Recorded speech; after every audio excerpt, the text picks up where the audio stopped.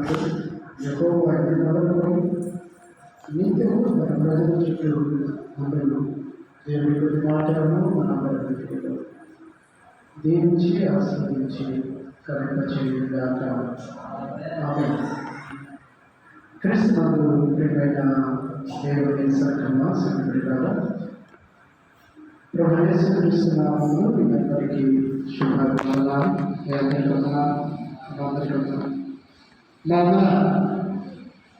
దేవుని యొక్క అత్యున్నతమైన మహాకృపను బట్టి ఈ రీతిగా దేవుడు మనకి ఇచ్చిన ప్రేరణను బట్టి ఇది మొట్టమొదటి ఆన్లైన్ ప్రేయర్. అంటే దేవుని వరకు మనమందరం కూడా బ్రతులాడుతూ గోజాడుతూ ప్రాధేయపడుతూ మనకు రావాల్సినటువంటి దీవెన పొందుకున్నంత వరకు ఇది చాలా ప్రాముఖ్యమైనటువంటిది.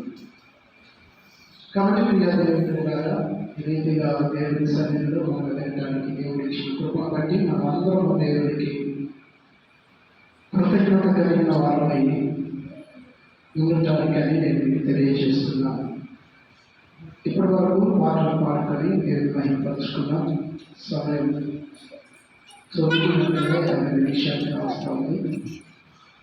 సాక్ష్యం చేసేవారు, ప్రార్థన చేసేవారు, వాటిని అందించేవారు సమయాన్ని కోపం బట్టి మనమందరం కూడా ప్రతి కార్యక్రమాన్ని క్రమంగా మర్యాదగా దేవుని మహిమకరంగా మనకు దీవెనకరంగా ఈ కార్యక్రమం జరగడానికి దేవుడు కృప చూపించాలని నేను మనస్ఫూర్తిగా నమ్ముతున్నాను. రెండవది కోరుకుంటున్నాను. ఎందుకంటే ఒక కార్యక్రమం తలపెడుతున్నప్పుడు అది క్రియారూపకంగా జరగడానికి దేవుడు తన కృపను మన ఎడల చూపించాలి. రెండవది ఏంటంటే మొన్న ప్రకటన చేశాం. ప్రతి నెల మొదటి 2వ శనివారం ఆన్లైన్ ప్రేయర్. నేను నిన్న తెల్లవారుజామున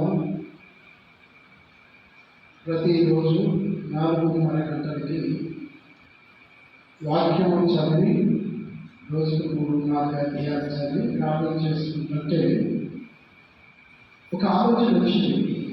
అదేంటంటే మీ అదేలాగా 2వ శనివారం అంటే తెల్లారి బలారాధన కదండి. బలారాధన మనం అందరం కూడా తెల్లవారుజాము నిద్ర కాస్తూ వాళ్ళ వెంటనే 8 గంటలకి ప్రార్థనకి రావాలి. ఒకవేళ ఏమైనా తప్పుగా ప్రకటన చేసేది నాలో నేను కొద్దిగా బాధపడ్డాను. వాస్తవానికి అది నిజం. కానీ చెప్పిన మాటలు తప్పక నెరవేర్చాలి. కాబట్టి ఈరోజు ఈ రీతిగా కార్యక్రమం జరుగుతుంది. ప్రతి నెల 2వ బుధవారం 9 గంటల నుంచి తెల్లవారుజాము వరకు ప్రార్థన పూర్తిగా జరుగుతుంది. ఇది ఒక క్రమం. ప్రతి నెల 2వ బుధవారం అంటే తర్వాత అభ్యర్థులు